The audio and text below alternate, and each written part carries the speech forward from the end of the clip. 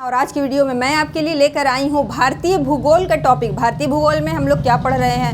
हम लोग पढ़ रहे हैं भारतीय भूगोल में भारत के फिजिकल फीचर्स यानी भौतिक स्वरूप के बारे में। भौतिक स्वरूप के अगर आधार पर देखा जाए तो भारत को 6 भागों में बांटा गया है।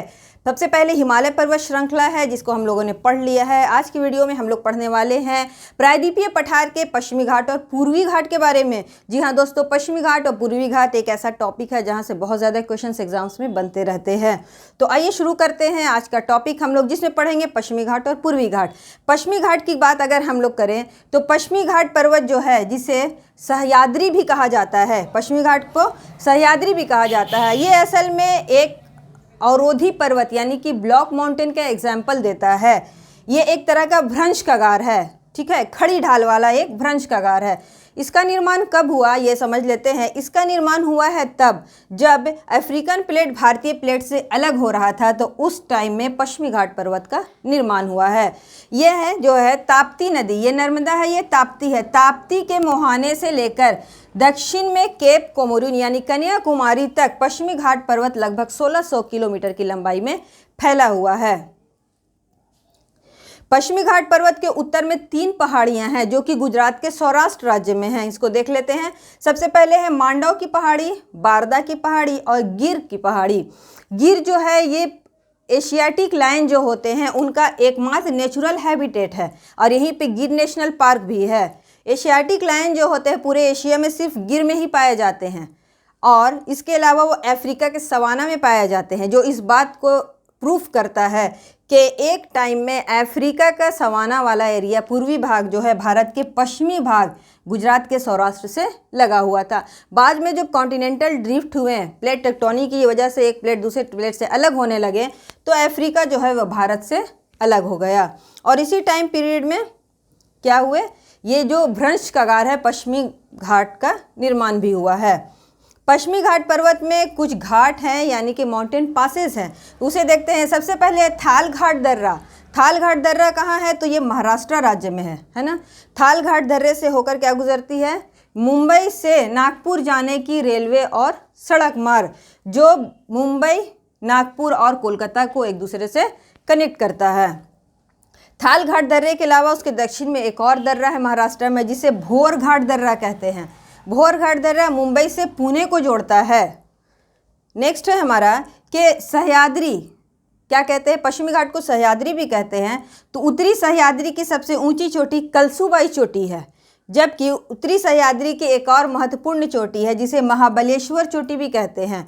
महाबलेश्वर जो चोटी है उसी से निकलती है कृष्णा नदी, जो महाराष्ट्र से निकलने के बाद पश्चिम की तरफ प्रवाहित हो जाती, पूर्वी की तरफ बहती हुई आगे बंगाल की खाड़ी में गिर जाती है। पश्चिमी घाट पर्वत जो है उसका ढाल किस तरफ है? तो पूर्व की तरफ है, इसलिए यहाँ से निकलने वाली ज़्यादातर नदियाँ पूर्वी की तरफ प्रवाहित हो जाती हैं, बह जाती हैं। आगे है हमारा महाराष्ट्र के बाद नीचे में कर्नाटक आता है। कर्नाटक में 2 चोटी फेमस है, पर्वतीय चोटी पश्चिमी घाट पर।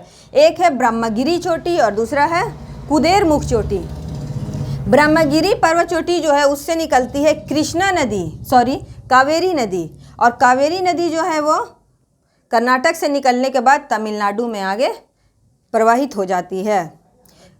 आगे है कि कर्नाटक के बाद नीचे केरल राज्य में एक और दर्रा है जिसे पाल घाट दर्रा कहते हैं। जी हाँ, पाल घाट दर्रा जो है, अब देखिए ये जो पर्वतीय माउंटेन पासेस हैं यानी पाल घाट, भोर घाट और थाल घाट दर्रे, इनसे कौन कौन से सड़क मार्ग गुजरते हैं और कौन कौन से रेलवे रूट गुजरते हैं, इस पर मैंने एक शॉर्ट्स बना रखा है। आप उसका लिंक मैं दे दूंगी, आप वहाँ जाकर उसे देख सकते हैं। आगे देखते हैं। पाल घाट दर्रे के पास ही नीलगिरी पर्वतीय गांठ है। नीलगिरी पर्वतीय गांठ क्या है? जहाँ पश्चिमी घाट और पूर्वी घाट एक दूसरे से मिलते हैं वहाँ पर नीलगिरी पर्वतीय घाट है। नीलगिरी की सबसे ऊंची चोटी जो है ये नीलगिरी है। नीलगिरी की सबसे ऊंची चोटी क्या है? डोडा बेटा, जिसकी ऊंचाई जो 2637 मीटर है और ये नीलगिरी की सबसे ऊंची चोटी है, जबकि दक्षिण भारत की दूसरी सबसे ऊंची चोटी है। पाल घाट दर्रे के द्वारा नीलगिरी पर्वत दक्षिण में अन्नामलाई पर्वत से अलग होता है, यानी कि दक्षिण में ये जो देख रहे हैं ये दूसरा पर्वत है, ये क्या है? ये है अन्नामलाई पर्वत। तो किससे अलग होता है? ये तो पाल घाट दर्रे से अलग होता है। अनामलाई पर्वत असल में क्या है कि अनाईमुदी पर्वतीय गांठ का एक पर्वत है। यहाँ पर एक और पर्वतीय गांठ है, क्या नाम है उसका? अनाईमुदी पर्वतीय गांठ। पर्वतीय गांठ किसे कहते हैं? पर्वतीय गांठ कहते हैं कि ऐसी, जिसे ग्रंथि भी कहते हैं हिंदी में, ऐसी पर्वतीय ग्रंथि जिससे 3 तरफ पर्वत श्रृंखलाएं अलग अलग निकलती हैं। तो अनाईमुदी पर्वत से 3 पर्वत निकलते हैं अलग अलग। उत्तर वाले पर्वत को अनामलाई, दक्षिण वाले पर्वत को इलायची यानी कि कार्डमम हिल, और उत्तर पूर्व की तरफ जो पर्वत निकले इसे पालिनी की पहाड़ी कहते हैं, है ना। आगे देखते हैं कि ये जो अनामलाई पर्वत है, अनामलाई पर्वत की सबसे ऊंची चोटी अनाईमुदी है, जिसकी ऊंचाई 2695 मीटर है। अनाईमुदी सिर्फ अनामलाई की नहीं बल्कि पूरे प्रायद्वीपीय पठार की सबसे ऊंची चोटी है। अनाईमुदी पर्वत के दक्षिण में क्या है? इलायची की पहाड़ी, जिसे कार्डमम हिल भी कहते हैं, और इसे क्या कहते हैं? इलामलाई की पहाड़ी भी कहते हैं। इलामलाई, कार्डमम और इलायची की पहाड़ी। अब देखिए, कभी कभी एग्जाम्स में क्वेश्चन पूछ देता है कुछ हिल स्टेशंस के बारे में कि किस पहाड़ी पर कौन सा हिल स्टेशंस है। तो देखिए, ऊटी, जिसे उटकमंड भी कहते हैं स्थानीय भाषा में, ऊटी जो है हिल स्टेशन वो कहाँ है? तो वो नीलगिरी पर्वत पर स्थित है ना। जबकि कोडाई कनाल, ये एग्जाम में पूछा गया है, कोडाई कनाल जो हिल स्टेशन है वो कहाँ है? तो पालिनी की पहाड़ी पर यहाँ स्थित है कोडाई कनाल हिल स्टेशन। अब आगे देखते हैं हम लोग। दक्षिण भारत में एक और माउंटेन गैप है जिसे कहते हैं शेनकोट्टा गैप। ये है शेनकोट्टा गैप। ये कहाँ है?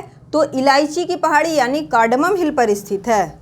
आगे आते हैं हम लोग अब पूर्वी घाट की तरफ। पूर्वी घाट पर्वत की बात करें तो पूर्वी घाट पर्वत पश्चिमी घाट पर्वत की तरह श्रृंखलाबद्ध नहीं है, बल्कि क्या है? ये कटा छाटा है। और किसने काटा है इसे?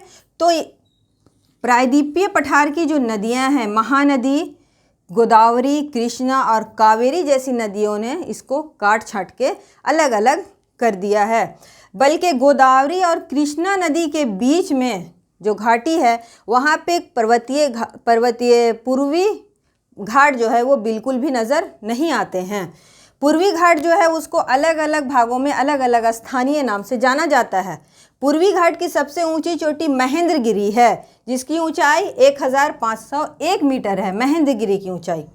पूर्वी घाट जो है उसकी 3 चोटियाँ बहुत फेमस है आंध्र प्रदेश में। 3 हिल जो हैं, और एक है पालकोंडा, दूसरा नल्लामलाई, तीसरा है वेलिकोंडा। ये तीनों हिल जो है वो पूर्वी घाट के हैं और आंध्र प्रदेश राज्य में हैं। एग्जाम्स में क्वेश्चन ऐसे ही पूछ देते हैं कि नल्लामलाई पर्वत जो है वो किस राज्य में है।